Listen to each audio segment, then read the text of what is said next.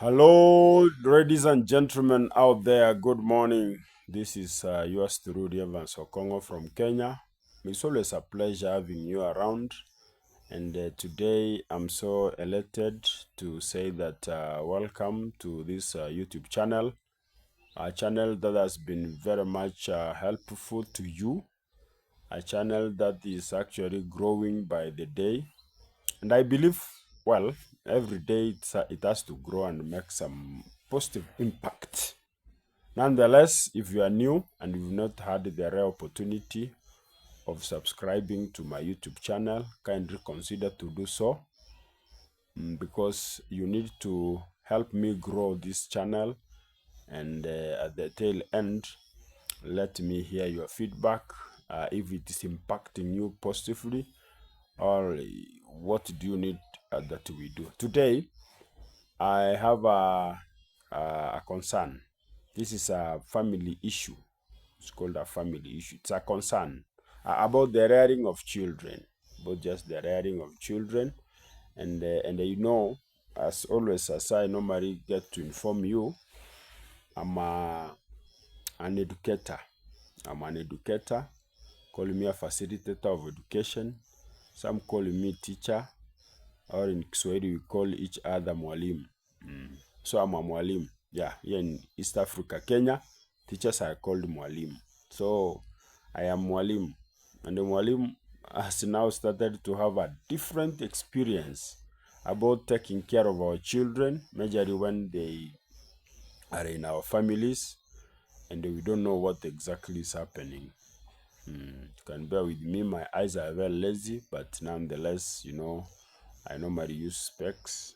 But when I'm not going outdoors very far, I actually can look at you like I'm doing this day, but I have lazy eyes nonetheless. So in the times that I've been teaching, I've come to realize that most parents don't know their children well, pretty well. And because now I hold an office where I deal with the issues that deal with children, it's good that we have a candid talk about how we rear children. I'll do this in English and finally I'll do it in Swahili so that my parents who are watching me can get to understand what's happening. I know most parents, once they give birth to children and they see that their children have grown, they just tend to assume that teachers will teach them even manners. But allow me say that teachers have a curriculum that they have to teach. And occasionally, not always, they'll have guiding and counseling sessions where they counsel children who are very roguey sometimes, And because you find teachers like, for example, where I teach, there are over 1,000 pupils. It's not easy to reach each and every one of them. So this gives you reason, you as a parent, why you should be much concerned about your child. Because you have born a child who will finally either transform the society positively or be a burden in the society. Vices like alcoholism, like drug abuse, like stealing, these are vices that begin way far from the cradle age, when a child is at home and they can hardly be guided. I know in the contemporary society, we live in families that have either disintegrated or if they are in a unified version, then they do not have time to discuss issues that affect them positively or negatively. Some parents are very much preoccupied that they do not have time to look at the welfare of their children, other than giving them the basic necessities, which include maybe clothes, food, and a shelter. But as you can agree with me, unlike when Kenya, where I live, got independence, when Kenya got independence, we were 7 million. But now Kenya is almost 60 million. The population has sort of gone or skyrocketed. And there is an old adage that the bigger the cathedral, the more the sins. So the more people you have, the more challenges you have to deal with. Same case even in school where we work. Sometimes when children are so many, they have as many characters as the number they are. Now I've been studying the children that we teach. Of course, I've been a teacher for the last over 20 years. And I can tell you for free that these children need to be looked at with an ox eye. You must have a foresight before you deal with children. Otherwise, we are entering into a generation where children will overwhelm us. And I'm not talking to a parent watching me straight into my eyes. For example, recently, a case was brought to my office of a child who had just stolen pencil, erasers, a few exercise books, and a geometrical set. Look at how simple it is. We tried to know the cost to effect. I mean, how has it been? So I had to send for the parents so that we come and talk about the mischievousness of this child. Of course, the name is withheld. I do not expose people's children, but characters we have to unravel. By the parent not coming, it took me a week or so trying to do a follow-up, only to learn later that this child has never reported. So I sent a sibling to get me the child, the parent of the child. So when the parent came, alongside others, of course, there were a group of a few young children, around age 10, 11, 12 there. We decided to have a candid talk with them. Allow me say, what they told us, even me as a teacher, I was left in utter shock. They told us how they have done things around the town. And I wondered whether this is true. So teachers watching this, take care of those children. Remember to guide them on a day-to-day basis. Long ago when we used to be in school, we used to have assemblies every now and again. I mean on a daily basis. But nowadays we are so much civilized that we can only have assemblies on Monday and then Friday. So those teachers who are ready or willing to give advice to the youngsters are also diminishing. Nowadays it's sort of a complex in Kenya where you have primary and junior. So sometimes some schools have their own junior assemblies and others have their primary assemblies. Of course, it should be that way, but because of lack of facilities, compound teachers, things of that nature, sometimes we have the whole school together. So advising a grade 1 alongside a grade 7 or 8 does not augur well. There are things that grade 7s and 8s and 9s are doing, and there are those things that grade 1, 2, 3, 4 are doing. But nonetheless, I'm talking on general child caring. General, because a child must first begin by crawling, standing, walking, talking, writing, things of that nature. It has to follow a particular sequence. So you must be very, very, very much elaborate or understanding about what your child desires, the character of your child, and of course,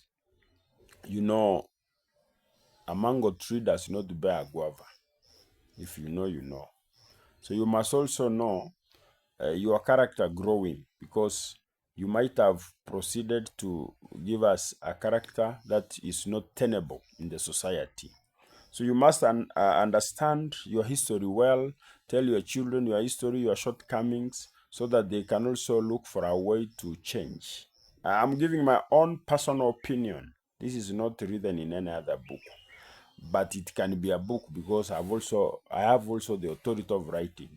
Yeah. So I'm telling you that you need to be very elaborate to your children. Let your children know who you are, how you grew. Let them have your history. Let them know your shortcomings so that you can also help them to change where applicable. Because a child should be a better version of the parent. That is, when we give birth, we must ensure that the one we have given birth to is always better than us. But if we have a worse generation than then we are heading to anarchy. That's why we will have people who are unruly and the people who are not ready to be read. So learn your children. Here is a case where I found a child, just a young child. I'm not disclosing the gender, but you might be shocked that these children leave school lunchtime, they go home. We assume that they have gone for lunch, only to find that they know people's homes. People where they keep even keys to their homes or houses, and they know that they are somewhere very far. They go open, they go steal, they go do things, sell even in the street. You come home and don't find a chair, for example. Your plastic chair you left maybe around, you have your basin for washing utensils and maybe use it to do your own laundry. You find that it's not there. Somebody has actually taken it. So at the end of the day, you wonder who took it for real. You might wonder who actually comes here. You ask your children only for them to tell you, no, daddy, no, mommy, we've never. Only to find if you could be opened, you put a CCTV somewhere, you realize that it is other children who are actually friends to these children who came and broke into the home and took things. And when parents are informed of the same, it becomes very difficult for them to comprehend. But I want to adjure, beseech, implore parents who are watching me from wherever possible to take a close look on your children. Those children you are looking at thinking that they are angels, I'm telling you they might be the devil's agents, doing things which are beyond human ken. I know because of the demand of life. I know because of the pressure to have things, material things. Some children steal in order to get some money to please their friends. Some come without a snack. They also want to snack like others. Some have just a general appetite of stealing, because they have not been restrained back in the village or back in the home, back in the yard where they come from. They have never been restrained to stop this vice. They have never been acquainted with the religion where sometimes we are taught do not steal. So to them, doing anything mischievous to them is like a plus. And I have to tell you that if you look at them with a smiling face, you'll one day burn your fingers. These children who are growing without proper guidance, they'll even kill you. That is it. They can even decide, because I got a case of one of them trying to purport that she was telling another one that huyu mwalimu ametukazia sana, sasa tumwendee kwa mganga. Tumwendee kwa mganga. Grade 5, grade 6, telling another grade 5, grade 6 that they need to go to the witch doctor to look at the modalities of bringing this teacher who is becoming so rogue on them because he's following them up and down. These are children who converse. They tell you what they have actually planned. Sometimes you might find that teacher is hacked down. Yeah. Because he's trying to bring resonance into the minds of these children. So I want you parents, wherever you are, to take time and know your child well. Giving your child a name and taking the child to school alone is not enough. Follow up with the teacher. Be a good stakeholder, one who knows the future progress of your child requires your general and committed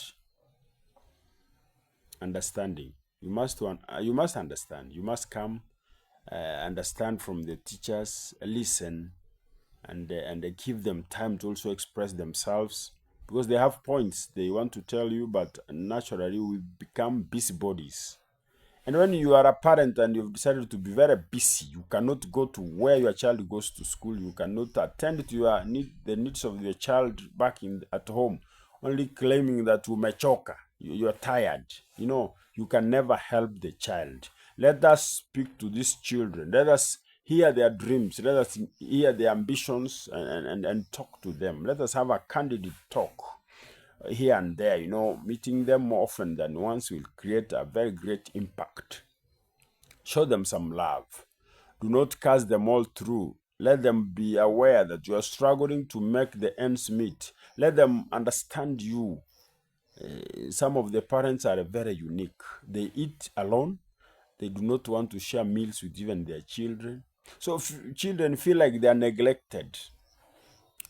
And then there is this aspect of single parent families.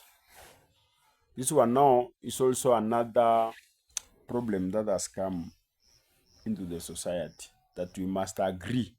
It's also derailing the progress of children very much. Nobody expects to be single. That one, we have to be very true to one another. Sometimes because of natural attrition, death comes, accidents are here, sicknesses. But when a family remains a single parent family, majorly when a family is led by a mother alone, it's very hectic, I tell you. Very, very hectic. These are the children who really miss a lot. The abdication of parenthood, once it's been left to one person, it becomes very difficult. I do not ridicule those who are single parents, but I want to tell you that you need to look for somebody who can come in and help. I'm not saying you go bring a man so that he sleeps around and tries to domineer your children. No, but you must look for a mentor to this child to guide the same on issues that affect life. Because we are actually in a sick society. The world is really tottering. It is reeling. I can put it in that order. It's actually reeling. It's making things utterly difficult for our children. In as much as we want them to have a future, I believe there is a crisis in child rearing and protection. And of late, the Lego instruments that have been brought up, they are trying to defend the child very much, to a point that even corporal punishment, is against the law. So sometimes, if you expect to take a child to the school so that he can be punished to change the characters, teachers would want to teach and go home. They do not want to lose their jobs. Yeah. So you as a parent, you have a critical issue to deal with. You must come discuss with the teacher the frailties of your child. If you assume that all is going to be well, it will never be well. You might bring a stupid boy to school only to get a thunderhead at the end of it all. But as it is, a school is a factory that manufactures ladies and gentlemen who are of great value, who can offer solutions to the problems affecting society. But you find, in as much as it's a factory, sometimes you must put a proper investment to that factory for it to be able to yield. So teachers are there, yes, but they cannot be angels to know exactly the behavior of your child. Come talk to the teacher. Let the teacher know who he or she is handling. Let it be discussed. Let modalities be developed so that at the tail end, we can be able to help our children. Otherwise, with this, what I'm saying, our children are becoming rogue. Now, when they come home, check on their assignment, check whether their books are marked, check whether they write notes.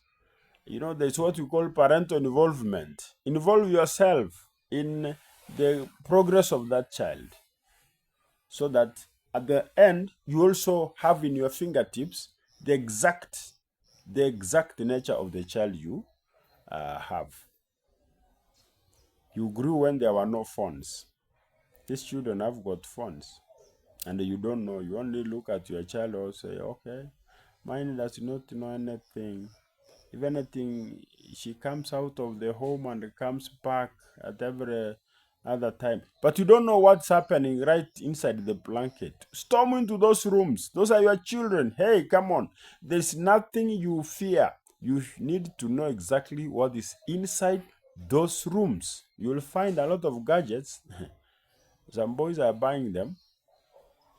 Some girls have been bought gifts by men and purportedly thought to be boyfriends out there. They have had difficulties. You must tone down. You must tone down and be a child once more, so that you know what this child is undergoing. Ladies and gentlemen, it's about the rearing of the children. And those who have children in school, those who are the scholars, those who are in boarding schools, walk into those schools, learn the aspects of these children. Just learn their interests, know their friends. There are some who purportedly come home with an intention of coming to pick a geography book or a biology book, only to find that they have brought them some notes so that they can coded language, sort of. If you know, you know. So don't be a blind parent. Don't think that you are the only one who has born an angel. As a teacher, I can tell you without fear or favor that these children are not what you see. They are more than what you see. Help them grow so that they can be responsible. The buck stops with you parents before it stops with the teachers. Teachers will be only responsible for the times that they have their children at school. Thank them. Don't come to school making noise to a teacher without knowing exactly the difficulties the teacher is undergoing. So teachers are also professionals. They know how to deal with children. But how do they deal with children whose characters are hidden, whose parents are supporting to mess? Sometimes you find that a parent comes to school, what the parent and the child speaks is sort of the same. It's like the parent is helping the child to be messy. So the teacher is left flabbergasted. We at the end of the day, let it go. Time must elapse, and then that child will come back to you. So sow what is right and reap what is right. Parents, I'm talking to you. And I know you are my fans. I love you all, parents. But learn the cheekiness of your child, whom you purport to think, oh, huyu mtoto anaenda kanisani, huyu mtoto ni Mkristo, huyu mtoto ameokoka, Yesu ni Bwana. Even those who are saved, they are also sinners. I get you. I guess you are getting me. So, other than providing the basic necessities, other than assuming that the child is in school, other than checking and ensuring that the assignment of your child is being well taken care of, have a proper communication with the teacher who handles your child. I'm not saying always, but there are also some teachers who are very rogue. They might take advantage. We have cases like canon knowledge. They are there. So if you become a good friend to your child, the child will tell you exactly. And if the child does not mime on things or mimic things or emulate things that are happening in school, the chances are this child is not learning. Here, let children around the home talk about what normally happens, the school routine, that is. Let you hear how teacher so and so says in the assembly, teacher so and so says in the class. I mean, their free time, how is it taken care of? You can hear them even narrate these stories to others. Then you'll be able to understand exactly whether learning is taking place or not. But when you have a child who comes very tired, a child wants to eat, a child wants to bathe, do homework, go sleep, start watching cartoons, start taking your phone, checking on, my friend, when are you going to have time to know exactly what's happening? Then when a general meeting is called to school, you want to be represented. There are things which do not need representation. One of them is education. The education of your child does not need representation. I repeat it, and you can underline if you can. Do not send somebody to represent you. Go yourself as a parent or guardian, get to understand exactly what's happening. That will help you have a rough picture of the nature of child you have taken to school. Yes? The aspect of saying, oh, I sent my brother's son to go and represent me. This brother's son, that's none of his business. Or I sent my sister's daughter. It doesn't work. Or I sent my in-law because his or her daughter studies there, so I believe wakienda ataniwakilisha. It doesn't work that way. These things do not need representation. Go there, attend to it. That's proper child rearing. Yes, so that you interact with the teachers, you interact with the board of management, you interact with the leadership of the institution, you be given the correct picture. If the class teacher calls you, follow it up, because that is the custodian of your child while at school. Wonder there are some parents who do not have even the phone number of the class teacher. And then you hear sometimes you are very far, the child is at home, the child knows your number, the child calls you, the child tells you, Mommy or Daddy, we've been sent out of school because of ABC. Then you cannot do a follow up. You say, okay, wait me there, I'll be coming. Then the time you come at 10 in the evening, 10 at night when children are already asleep. Now, what type of parent are you? What do you think you are doing? You are ruining your child. Things education, they deserve proper follow up. Yes. And if you have never thought about this, I adjure you, I beseech you, I implore you to follow it up with with speed. Yeah, you have to, you become the ISO speed of that act. There's this guy called ISO speed I normally see doing virtually everything. You must be there. You must be there and ensure that your child is well taken care of. Yes.